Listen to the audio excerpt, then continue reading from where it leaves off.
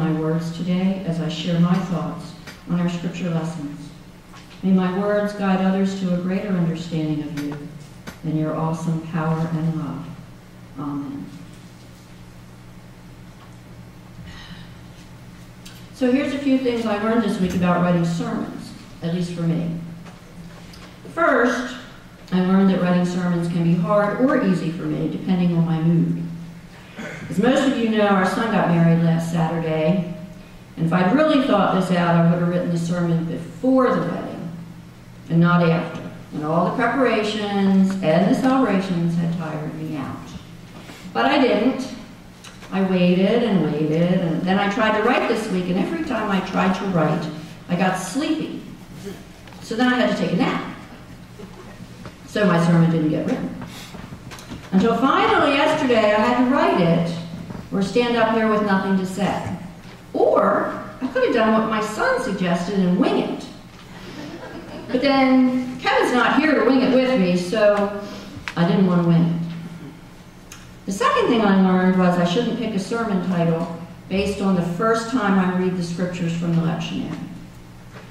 I need to read them a few times and figure out what speaks to me. So you're looking at a sermon title that's supposed to be Healing Touches, and you're not getting a sermon on healing touches, because I changed my mind. So a week ago I picked that title, because the gospel lesson today describes 2 healings of Jesus. And I thought, okay, so I'll talk about different types of touches. But as I read the passage again this week and did some research on the stories, I found myself understanding the story in a different way. I mean, doesn't that happen to you? You read a Bible story and you think, oh, I've heard this before. I know what it's about. But maybe because of something happening in your life at the time, or something you read, you see or understand the story in a new way. And you hear another message from God. And that's what happened to me this week. Today's gospel lesson describes Jesus surrounded by a large crowd. Right before the events of today, he had performed 2 other miracles. He had calmed the boat during a bad storm while he was in the boat with his disciples. Then he cured a man who was possessed by a demon.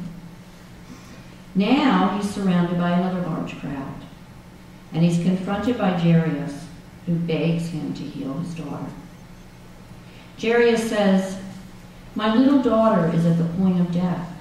Come, lay your hands on her, so that she may be made well and live." Now, Jairus is a very socially prominent religious figure of that time, and he could have said, "Jesus, I'm important. Leave this crowd behind, and come, heal my daughter." But he didn't. He simply approached Jesus as a distraught father would. He needed help for his daughter, and he had faith that Jesus would heal her. And Jesus started to go with Jairus. There's no hesitation. There were no questions about the girl, what's wrong with her, how long has she been sick. Jesus just went. But then there is what one commentator that I found, Bob Deffinbaugh, calls a divine interruption. The scripture says Jesus felt power go out of him, and he asked, "Who touched me?" Why did Jesus stop at this point? He was supposed to be going to heal Jairus' daughter.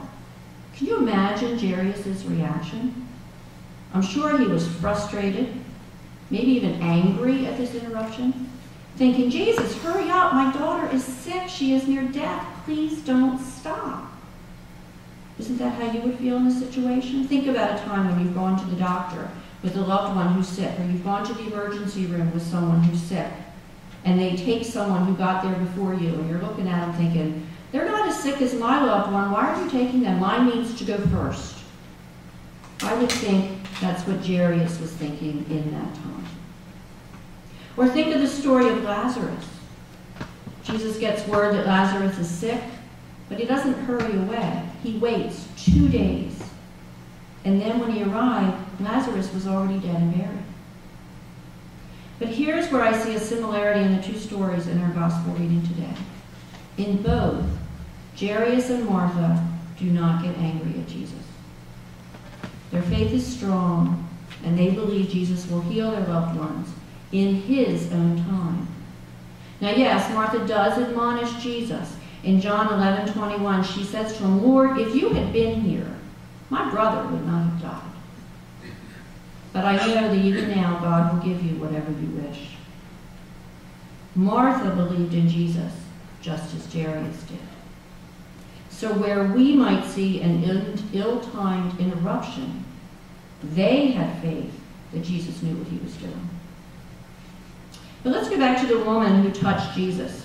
We are told she had been bleeding for 12 years, had been treated by many doctors, had spent all her money, and was treated as an outcast of society. Because in those days, according to the laws of Leviticus 15, if you bled, you were unclean and impure, and no one was to touch you.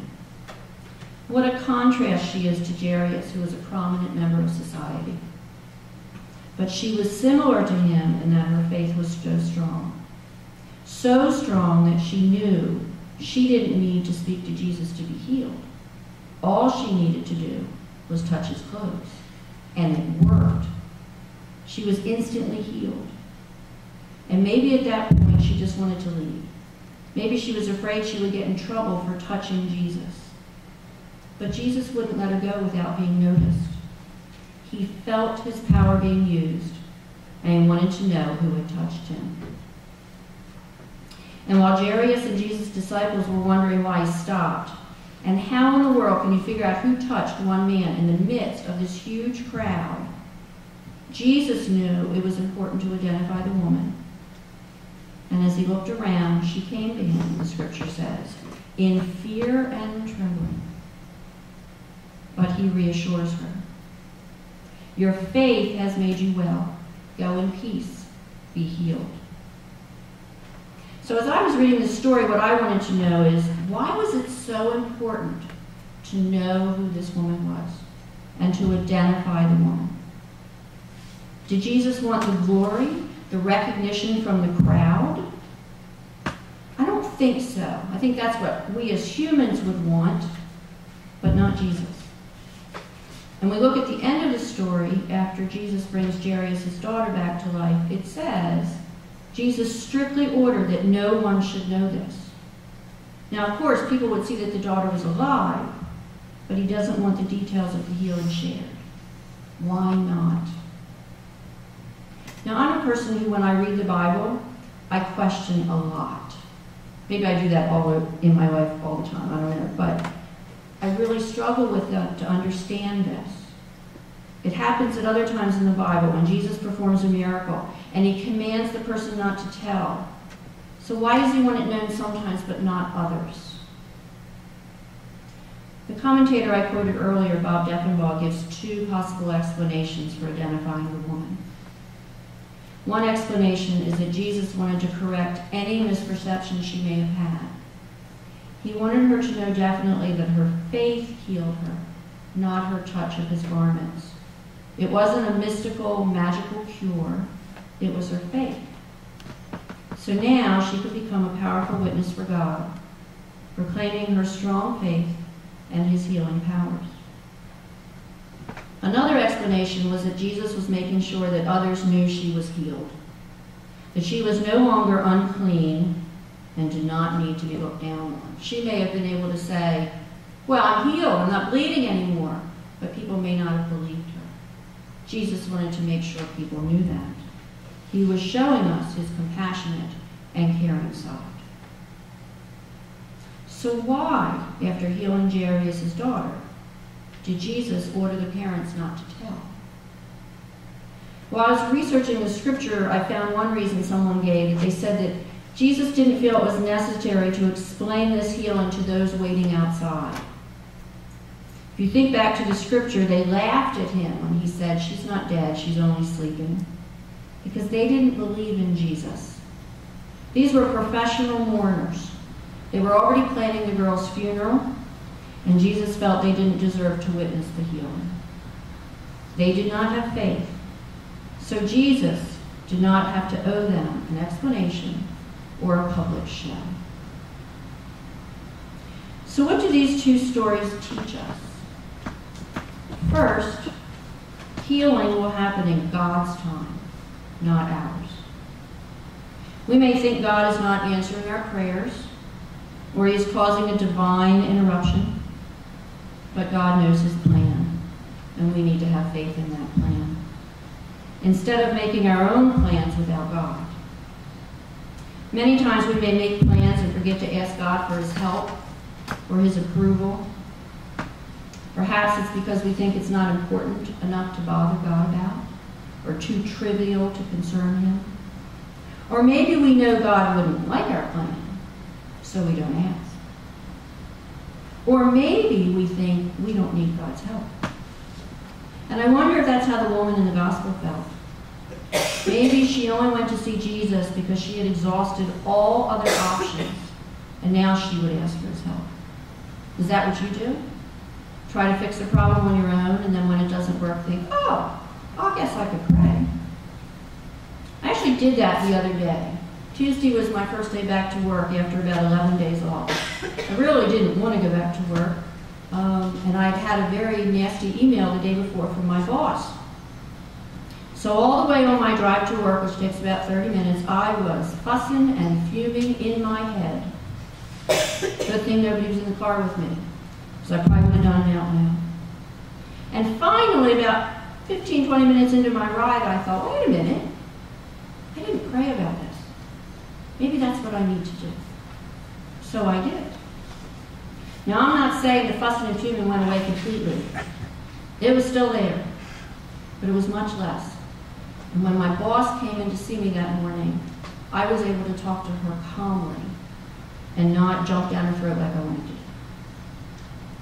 How much easier on me if I had prayed first. The second thing these stories teach us, it doesn't matter to God if we are socially prominent or a social outcast. What matters is our faith. Do we believe in God and his power to help and heal us? If we do, then we will be healed. Maybe not always the way we want, but in the way God knows is best for us. And this healing will come to each of us who truly believe and ask for God's help. I found a quote while I was researching the sermon, and I'd like to end with this. It's from a man named J. Michael Fazell.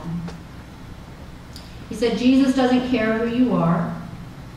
He doesn't care if you're timid and shy, young or old, a leader or an outcast.